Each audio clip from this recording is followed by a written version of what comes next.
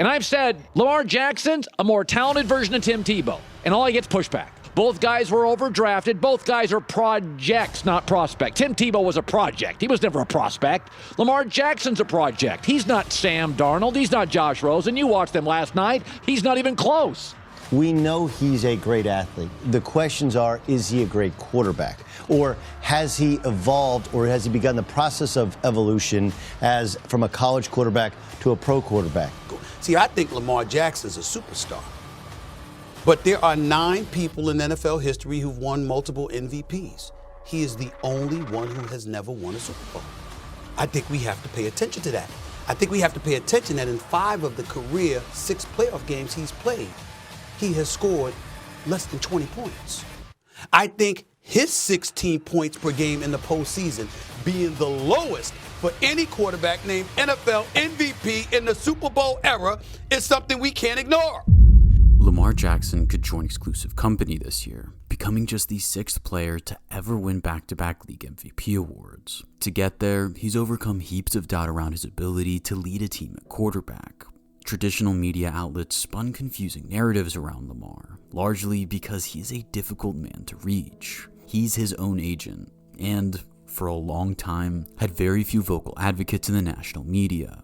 Being doubted is nothing new for him, even though it may be surprising to hear today. So, let's look back at why the NFL hated Lamar Jackson, and why some of that criticism persists 2 MVP wins later. Despite all of the noise around his best position coming into the league, Lamar has always been a quarterback by nature, representing the Pompano Cowboys of South Florida, where youth football is treated like a religion, and 8-year-old Lamar Jackson was already generating significant hype. With the help of Felicia Jones, Lamar's mother, who ran drills with him at home, Jackson began making the most of his God-given ability from the time he was in elementary school. He would fill in at safety and kicker in various youth football leagues, but there was no doubt that by the time he entered high school, he was at his dazzling best when starting under center. Some academic struggles early on complicated the college recruitment process, but Jackson's talent was never in doubt, putting a defender on skates in one of the most viral high school football clips of all time. He became sought after by various blue blood programs at Boynton Beach Community High School, with offers from Ohio State, Florida State, and Florida. However, many of these schools were enamored by his athleticism and sought to change his position once he arrived on campus, with the Georgia Bulldogs outright offering him a spot at safety. The 4-star recruit shocked the nation by committing to the University of Louisville, one of the only schools to guarantee him significant playing time at quarterback. On the banks of the Ohio River, Lamar would begin to study the game like never before. He'd received private quarterback training for the last 10 years, but Bobby Petrino's Louisville staff wanted Jackson to have no doubt surrounding the offensive playbook. Despite being named the backup, Jackson was on the field in the Cardinals' opening play of the season. He took the snap on a trick play and scrambled to his right before heaving the ball downfield and into the arms of an Auburn defender. A pick on the first pass of his collegiate career may have vindicated some of the concerns around his viability at quarterback, but Lamar would get a chance to make up for his costly error, almost coming back from a 21-point deficit in the second half.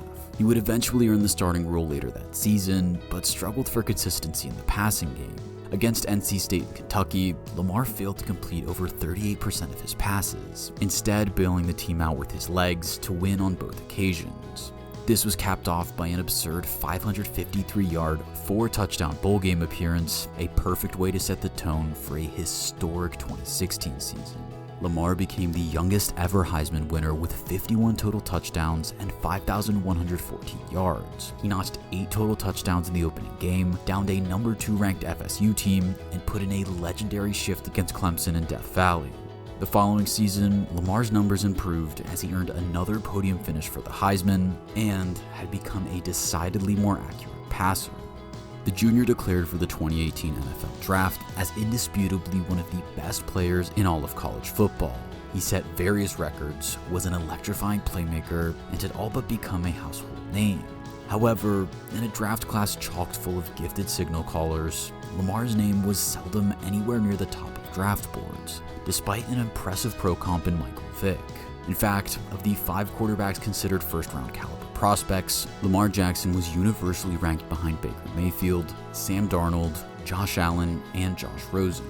Concerns around his accuracy remained, And just as had happened to him in high school, NFL teams were drawn to his athleticism above all else. Multiple franchises reportedly asked him to work out at running back and wide receiver, but once again, Lamar refused. He decided not to run a 40-yard dash at either the NFL Combine or the Louisville Pro Day, instead focusing on dissuading scouts of the narrative around his inaccuracy and over-reliance on his legs. Lamar and his team accomplished this by keeping him out of the media spotlight and running an unconventional pro day where Jackson only took snaps under center, with multiple receivers lined up on every single throw to stress his ability to process reads. However, when draft night rolled around, Lamar and his family were kept waiting in the green room. 4 quarterbacks were off the board ahead of him, and with the Eagles up at pick 32, it seemed certain that Lamar was going to fall out of the first round entirely. But then, the Ravens traded up and selected the Heisman winner, who appeared more locked in than ever, and promised the city of Baltimore a Super Bowl. Little did the league know just how soon, and how emphatically Lamar Jackson would prove them wrong for letting him slip. Set to sit behind a 33-year-old Joe Flacco, who had 2 years left on a mega deal, nobody anticipated Lamar would see much action, especially not compared to his peers Mayfield, Darnold, Allen, and Rosen, each of whom were entering far less stable situations. A Week 9 injury to Flacco changed everything, handing the reins of the 4-5 Ravens offense to the 21-year-old Jackson. He led them on a 6-1 run, good enough for a wild card spot, although Lamar was still heavily dependent on his rushing ability, failing to dispel constant criticism around his effectiveness in the passing game. This all came to a head in his postseason debut. Lamar was the youngest ever quarterback to start a playoff game in league history, and it showed. He was sacked 7 times, fumbled the ball 3 times, on top of throwing a pick and being held to 25 passing yards heading into the 4th quarter. A late attempt at a comeback fell short, and despite the glimpses of greatness shown in the tail end of the 2018 season, the verdict was still out on Lamar's viability as a franchise QB. That was in the public sphere. Behind closed doors, the Ravens assured Jackson that the offense would be his for years to come, bringing in Greg Roman as offensive coordinator to build around Lamar and trading away Joe Flacco.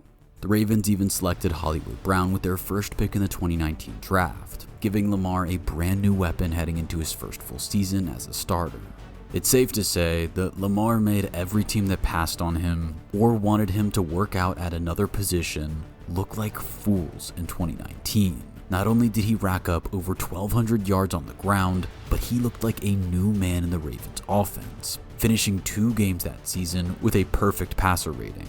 His completion rate rose by nearly 8% from the season prior, as Lamar led the league in passing scores with 36, en route to the 2nd ever unanimous MVP award. But this season was not without some controversy, as many across the league had to reevaluate their perceptions of black quarterbacks. After initially being boxed in as an athlete who chose to play at quarterback, Lamar's staggering passing numbers flipped nearly every pre-draft notion of him on its head. This caused friction for some, notably 49ers radio color analyst Tim Ryan, who made this bizarre remark about an unfair advantage that Lamar Jackson had on play fakes. He's really good at that fake, Lamar Jackson. But when you consider his dark skin color with a dark football with a dark uniform, you could not see that thing. I mean, you literally could not see it when he was in and out of the mesh point, and if you're half step slow on him in terms of your vision, forget about it. He's out of the gate. That was after Jackson had over 200 combined yards and 2 scores in a 20-17 win over the Niners. In the most perfect response imaginable, the next week away at the Bills, Lamar wore white long sleeves under his pads with a white glove on his right hand, and still threw for 3 scores while contributing nearly 200 total yards of offense in yet another 24-17 win. As we'd come to learn about Lamar, this was his preferred form of response. He did his talking on the field. His limited media appearances prior to the draft may have hurt his draft stock. By not having an agent, teams became apprehensive of him. But Lamar and his people knew that as soon as he stepped foot on the gridiron, all of the other noise became superfluous. But just when you'd think that Lamar had silenced his critics by winning a unanimous NFL MVP at the age of 22, his second playoff appearance would begin a new wave of hate. You see, Baltimore earned the AFC 1 seed in convincing fashion during the regular season, and were set to host the 6th seed Tennessee Titans in the divisional round in what should have been a walk in the park. Instead, future Raven Derrick Henry ran all over the home side for nearly 200 yards as the Titans pulled off a legendary 28-12 upset. Baltimore's number 8 had 3 turnovers to only 1 score, going out with a whimper in the best season of his career. Thus began the curse of postseason Lamar. He was a noticeably worse player in January, but would thankfully get another shot at redemption the following season. Nearly 2,800 yards in the air and over 1,000 on the ground was considered a down year for Lamar after that absurd 2019 campaign, with the Ravens' 11-5 record earning them a wild card spot and a rematch in Nashville. With another shot at proving he was a big-time player, Lamar didn't dominate, instead throwing a pick and rushing for a score in a 20-13 victory. The Ravens stunk it up the following week against Buffalo, losing 17-3 behind another pick from Lamar to go with his worst passer rating since the loss to Tennessee in the playoffs the year prior. Baltimore exercised his 5th-year option before his second Pro Bowl season in 2021, where Lamar missed 5 games through injury. The team struggled without him and ultimately didn't make the postseason.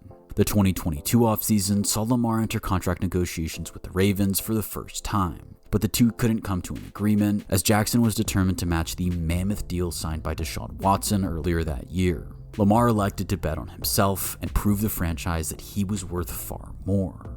But for the first time in his entire career, his play didn't do the talking.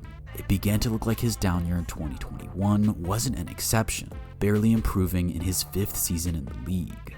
Then, to make matters worse, he missed the last 6 games of the season due to a PCL strain, including a wildcard matchup against Cincinnati. This complicated negotiations. Lamar felt he deserved one of the biggest contracts in the league, while the Ravens front office had seen a significant 2-year drop-off. To match Watson's $230 million guaranteed deal, which was Jackson's asking price, didn't sound terrible considering he was a former MVP and had brought the team to the postseason in 4 of his 5 years in purple and black. Lamar felt he was being undervalued, so he requested a trade, only to be slapped with a non-exclusive franchise tag just days later.